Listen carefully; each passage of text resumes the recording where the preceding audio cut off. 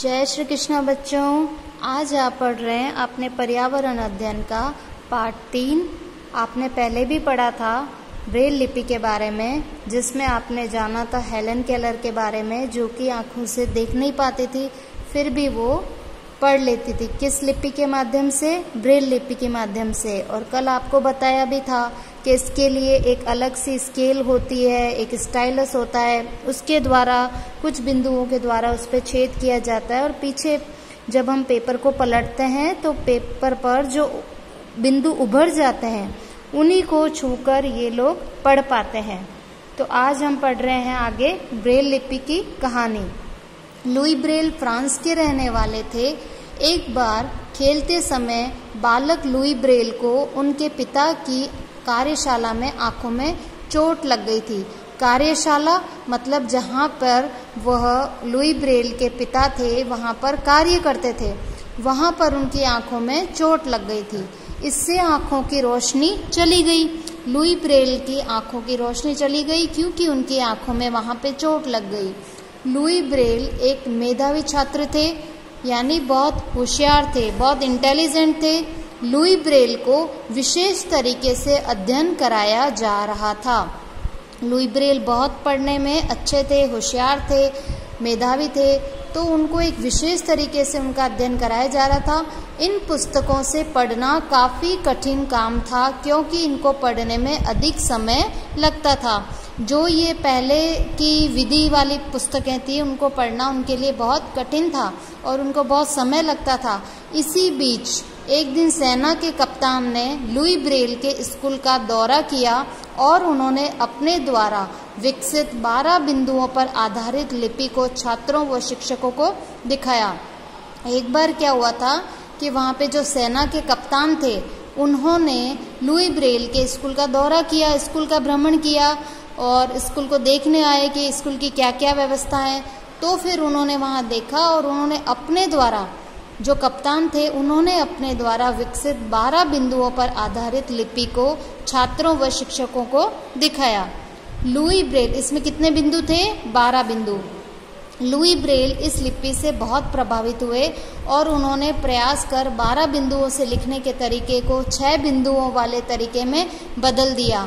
Louis Braille ने को ये विधि बहुत पसंद आई तो उन्होंने क्या किया, जो 12 बिंदु से लिखने का जो तरीका था उस तरीके को बदल दिया और उनको बिंदुओं को कम कर दिया। फिर कितने बिंदु रह गए? 6 बिंदुओं वाले तरीके में बदल दिया।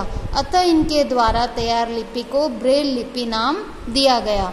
अभी आपने जाना है कि जो देख नहीं सकते हैं वे किस तरह से पढ़ते लिखते हैं। अभी आपने देखा कि जो लोग नहीं देख सकते हैं वो कैसे किस तरीके से पढ़ते लिखते हैं, लेकिन आपने ऐसे लोगों को भी देखा होगा कि जो बोल वह सुन नहीं सकते। तो अभी आपने जाना कि जो लुई ब्रेल थे उन्होंने 6 बिंदु के तरीके से बदला और जो लुई ब्रेल ने ये 6 बिंदुओं वाली विधि बनाई थी, है ना, इसको क्या बोलते हैं? ब्रेल लिपि। इसके द्वारा अंधे लोग आराम से पढ़ सकते हैं। अब आपने क्या जाना था कि जो लोग देख नहीं सकते वो कैसे पढ़ते लिखते हैं, लेकिन आपने ऐसे लोगों को भी देखा होगा जो बोल व सुन नहीं सकते हैं, जो बोल भी नहीं सकते। हम बहुत अच्छे हैं कि भगवान ने हमको अपनी वाणी दी है, हम आराम से बोल भी सकते हैं, हम सुन भी सकते हैं, हम देख भी सकते हैं। लेकिन कुछ लोग दुनिया में ऐसे भी हैं जो देख नहीं सकते, कुछ लोग बोल नहीं सकते हैं, कुछ लोग सुन नहीं सकते, उनको कुछ भी सुनाई नहीं देता है। ये लोग हाथों के इशारों से बात को समझते व समझाते हैं। तो आओ देखें इशारों से बातें कैसे समझ में आती है। जब ये लोग बोल भी नहीं सकते और ये लोग सुन भी नहीं सकते तो फिर बात तो ये भी करते हैं ना, अपनी बात एक दूसरे को बताने के लिए हमें कोई ना कोई माध्यम तो बनाना पड़ता है। हमें तो भगवान ने वाणी दी है तो हम बोल सकते हैं, लेकिन अब जब वो बोल नहीं सकते, सुन नहीं सकते तो वो अपना काम कैसे करते हैं? तो वो भी अपनी बातों को इशारों से समझते हैं और समझाते हैं। कैसे कि जैसे हमने कक्षा को 2 समूह में बांट लिया, एक समूह से एक साथी बिना बोले केवल हाथ के इशारों से निर्देश देवे, जैसे कि खड़े हो जाओ, इधर आओ, किताब खोलो। जैसे मैं भी आपके साथ क्या करती हूँ, मैं भी यही करती हूँ कि जब आप आते हो तो मैं आपको कहती हूँ हाँ बच्चों खड़े हो जाओ, या मैं आपको हाथ के इशारे से करती हूँ कि इधर आओ, या मैं कभी कहती हूँ चलो किताब खोलो, तो मुझे मुंह से बोलने की ज़रूरत नहीं है, मैं आपको क्या करूँगी, इशारा करूँगी। तो इसी तरह क्लास में आप भी 2 समूह बना सकते हैं और फिर आप क्या करेंगे, एक समूह बोलेगा खड़े हो जाओ, इधर आओ, किताब खोलो, और दूसरे समूह के साथी इशारों से दिए गए निर्देश के अनुसार समझकर वह कार्य करेंगे। अब 2 ग्रुप बन गए ना, तो एक ग्रुप वाला क्या करेगा, खड़े होके इशारा करेगा, और दूसरा ग्रुप जो है वो उस इशारे को समझेगा कि ये इशारा किस बात का कर रहा है और उसके हिसाब से वो काम करेगा। जिस प्रकार इशारों से आप निर्देश समझ पाएं, उसी प्रकार जो लोग बोल व सुन नहीं सकते उनके लिए सांकेतिक भाषा का उपयोग किया जाता है। तो जो लोग बोल व सुन नहीं सकते उनके लिए कौन सी भाषा होती है, सांकेतिक। सांकेतिक का मतलब जो बात हम संकेत के द्वारा समझाएं, संकेत के द्वारा समझाएंगे उसे क्या बोलेंगे, सांकेतिक भाषा। नीचे सांकेतिक भाषा के चित्र दिए गए हैं, इन्हें देखकर कक्षा में बॉय बिना बोले साथियों को समझाने की कोशिश कीजिए।